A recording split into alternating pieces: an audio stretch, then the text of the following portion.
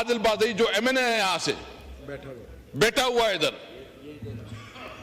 اس کے گھر پہ چاپی پڑ رہے ہیں, وہ پولیس اور انتظامیہ اس پہ لگی ہوئے کہ کیسی PTI کو توڑے, کیسی PTI کو کمزور کرے, اور اس کی جو اصل کام ہے کہ وہ سیکیورٹی دے, تحفظ دے, امن قائم کرے, اس پہ مکمل طور پر ناکام ہے.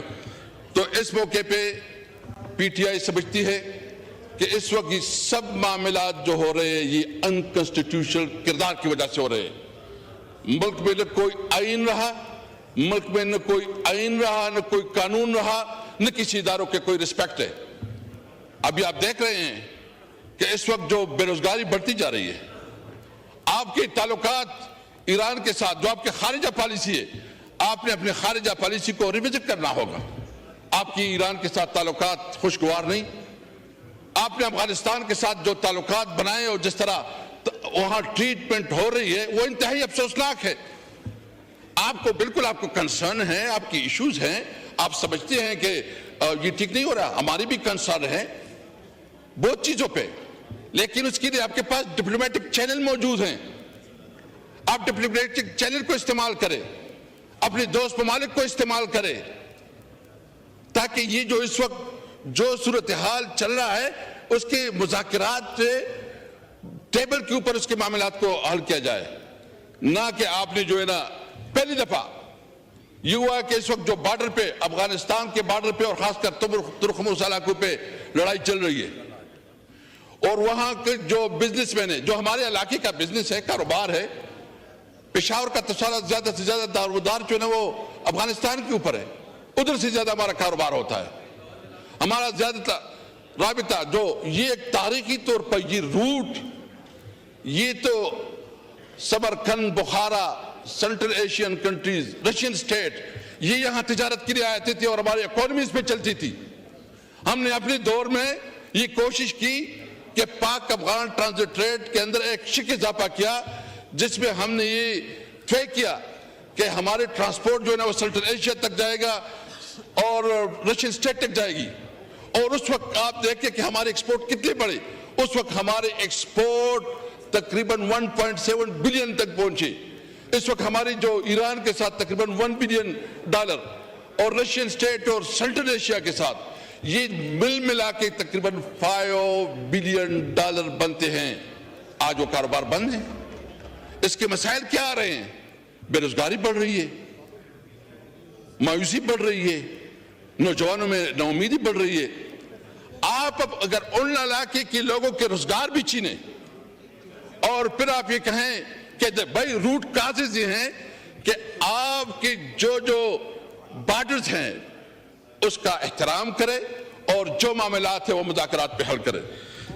جناب چیئرمین, اس وقت سب سے بڑا مسئلہ وہ سیکیورٹی, خاص کر جو ہے نا یہ دو صوبوں میں اور بلوچستان جو ہمارا فاٹا ایریا جو مرج ایریا ہے, اور اس پارلیمنٹ بھی کمٹمنٹ کی تھی, اور 18 امینڈمنٹ کے بعد جو کہ ایک ایگریمنٹ ہوا تھا فاٹا کے ساتھ کہ 1000 بلین روپے جو وہاں کے ڈیولپمنٹ پہ لگائے جائیں گے. آپ رپورٹ منگوا کے دیکھیں اس وقت کتنی جو ہے نا ادھر ڈیولپمنٹ ہوئی, کتنا پیسے ادھر استعمال ہوا ہے. آپ جان بوجھ کر چھوٹی صوبوں کو جو ہے نا محروم رکھ رہے ہیں. آپ جان بوجھ کر جو ہے نا اس کو اس طرف دھکیل رہے ہیں کہ خدا نخواہ پاکستان کے خلاف وہ کام کرے. اور آج خواجہ آصف صاحب جو ہے نا ڈیفنس منسٹر ہیں, وہ جس طرح بیان کر رہا ہے کہ سب کچھ PTI کی وجہ سے ہو رہا ہے, یہ سب کچھ تمہاری نااہلی کی وجہ سے ہو رہا ہے. تمہارے اندر وہ کیپیسٹی نہیں ہے, تمہارے اندر وہ صلاحیت نہیں ہے. چاہیے تو یہ کہ اس معاملے پہ ہم کسی طور پر, ہمارے لیے سب سے پہلے پاکستان ہے, ہم اپنے اداروں کو مضبوط دیکھنا چاہتے ہیں. ہمیں ایک مضبوط پاکستان, ہم سمجھتے ہیں کہ پارلیمنٹ سب سے مضبوط ادارہ ہونا چاہیے, اور وہ پارلیمنٹ جو کہ حقیقی عوام کا نمائندہ پارلیمنٹ ہو اور سارے فیصلوں کا اختیار اس کے پاس ہو. ہم سمجھتے ہیں کہ عدلیہ, جب تک عدلیہ انصاف نہیں فراہم کرے گی, جب تک عدلیہ کو جو جس طرح کمپرومائز کیا گیا اور 26ویں آئینی ترمیم کی آڑ میں جس طرح عدلیہ کے اوپر اٹیک کیا گیا اور اس کو مینیج کیا گیا, وہ قابل مذمت ہے.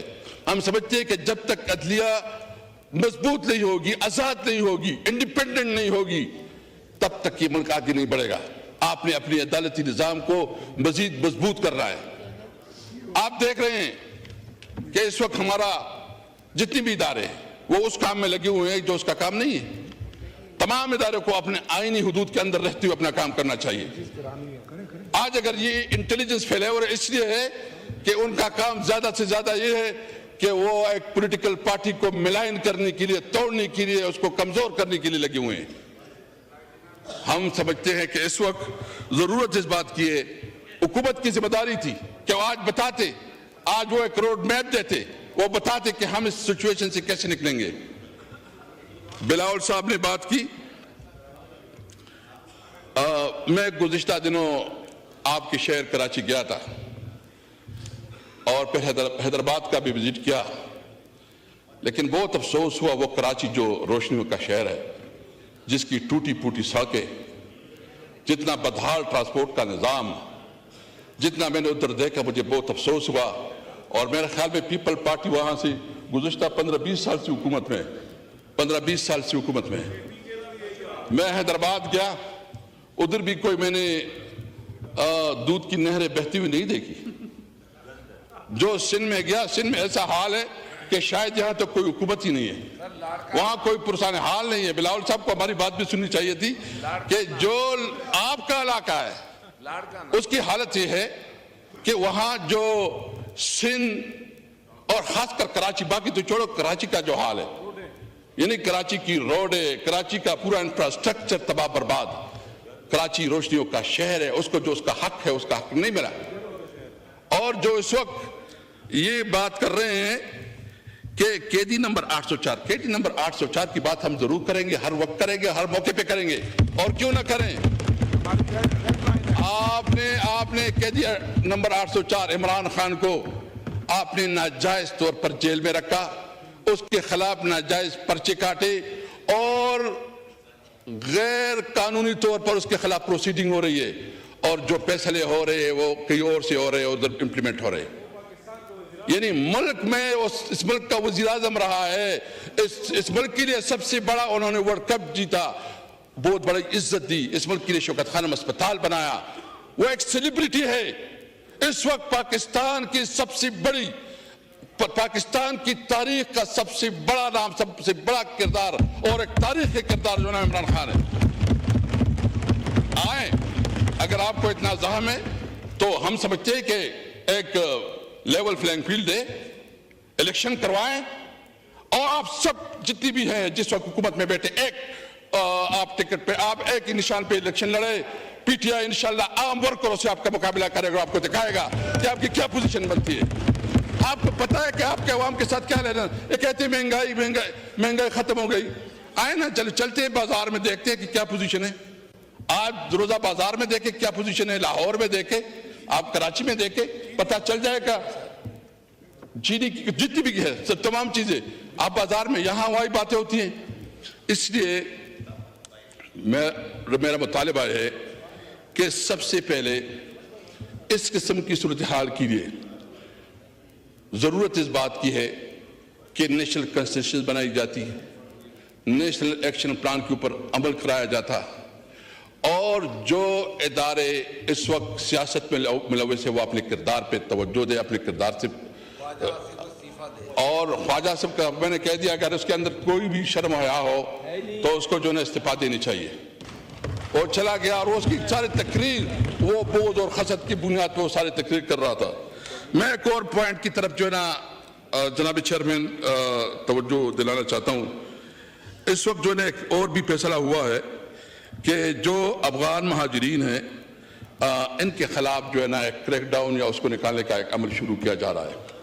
ہم سمجھتے ہیں کہ جتنی بھی انلیگل امیگرینٹس ہیں وہ جس بھی ملک سے تعلق رکھتے ہیں، بے شک ان کے خلاف جو ہے نا جو قانون کے مطابق عمل ہونا چاہیے وہ ہونا چاہیے، لیکن یہ مسلسل اس طرح ایک کمپین شروع ہو جاتی ہے اور پولیس والوں کے جو ہے نا وارے نیارے ہو جاتے ہیں۔ یہاں بیچارے جو ہے نا وہاں ایک جنگ زدہ ملک ہے، ایک طرف آپ اس طرح کی حرکتوں سے آپ وہاں ایک مستقل دشمن بنا رہے ہیں۔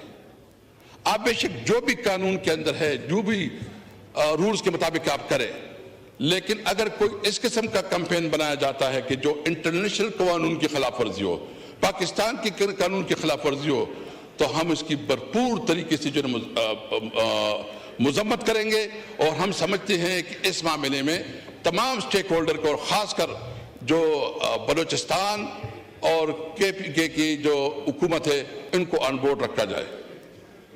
یہ جو بہت ضروری ہے، کیونکہ یہ آپ ایک نیا، ایک طرف تو آپ کی ویسی بھی حالت جنگ میں ہے، لیکن آپ ایک نیا ایشو ایسا کر رہے ہیں کہ خاص کر جس صوبے سے ہمارا تعلق ہے تو وہاں تو جینا حرام ہو جائے گا، وہاں تو ہم ایک آگ میں پھینک رہے ہیں.